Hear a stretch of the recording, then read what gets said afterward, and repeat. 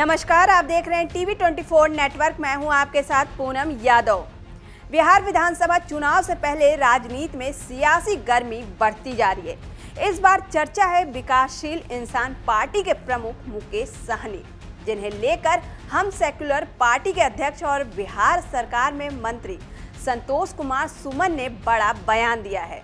सुमन ने न सिर्फ मुकेश सहनी को एनडीए में आने का ऑफर दिया है, बल्कि ये भी कहा है कि उनके समाज के लिए काम सिर्फ एनडीए ही कर सकता है। दरअसल संतोष सुमन ने अपने बयान में कहा कि मुकेश सहनी अब उस दल और उस संगठन से ऊब चुके हैं जहां उन्हें अपेक्षित सम्मान और अवसर नहीं मिल रहा है। ऐसे में अगर वो एनडीए में आना चाहते हैं तो उनका खुले दिल से स्वागत होना चाहिए। उन्होंने आगे कहा कि मुकेश सहनी का समाज, विशेषकर निषाद समुदाय, अब एनडीए की विकास मुक्ति विचारधारा से जुड़ चुका है और उन्हें भी उसी विचारधारा के साथ आगे बढ़ना चाहिए। सुमन ने आगे कहा कि मुकेश सहनी के समाज को आगे ले जाने के लिए केवल एनडीए ही समक्ष है। आज अगर किसी गठबंधन में सामाजिक न्याय के साथ साथ विकास की सोच है तो वह केवल एनडीए है। मुकेश सहनी को ये समझना चाहिए कि उनका और उनके समाज का भविष्य एनडीए के साथ ही सुरक्षित है। बता दें कि संतोष सुमन का ये बयान ऐसे समय में आया जब मुकेश सहनी किसी संगठन का हिस्सा नहीं है और आगामी विधानसभा चुनाव से पहले अपनी राजनीतिक दिशा को लेकर मंथन में लगे हुए हैं। हाल ही में मुकेश सहनी ने 60 सीटों पर चुनाव लड़ने का दावा ठोककर महागठबंधन के अंदर एक बार फिर से खींचातान वाली स्थिति ला दी है। आपको बता दें कि मुकेश सहनी तेजस्वी यादव के परम मित्र हैं।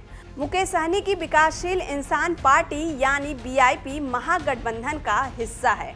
मुकेश सहनी के सुर और अंदाज महागठबंधन में बगावती नहीं है, लेकिन उनकी अपेक्षाएं पूरी करना तेजस्वी यादव के लिए भी आसान नहीं है।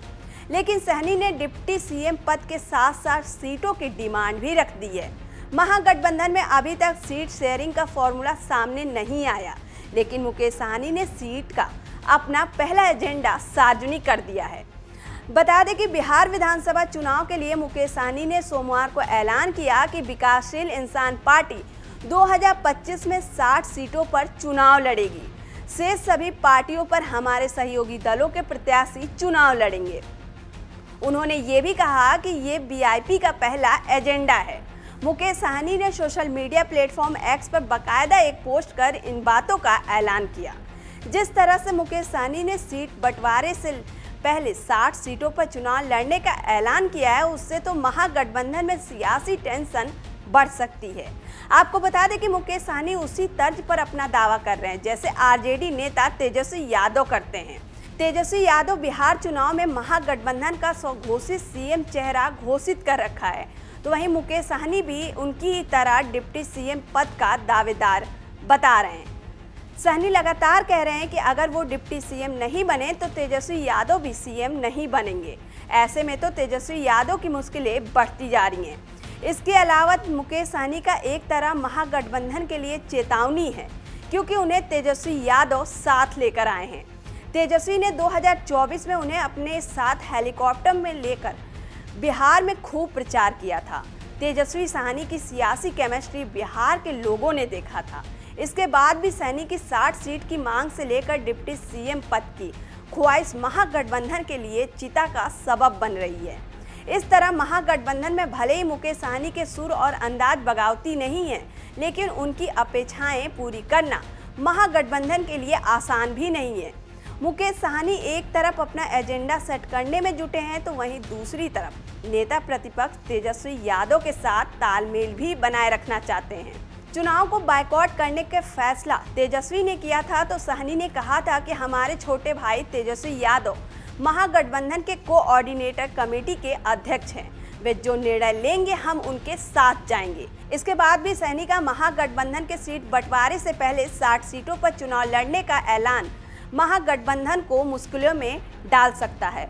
गौरतलब है कि मुकेश सहनी पहले एनडीए का हिस्सा रह चुके हैं, लेकिन 2022 में अलग होकर उन्होंने विपक्ष का रुख अपना लिया था। हालांकि अब स्थितियां बदली हुई हैं और एनडीए की ओर से उन्हें फिर से आने का संदेश मिल रहा है। संतोष सुमन का ये बयान एनडीए की रणनीति सोच को भी दिखाता है। जिसमें 2025 के चुनाव को ध्यान में रखते हुए निषाद वोट बैंक को साधने की कोशिश की जा रही है। फिलहाल के लिए इतना ही। और भी खबरों के लिए देखते रहिए TV 24 नेटवर्क।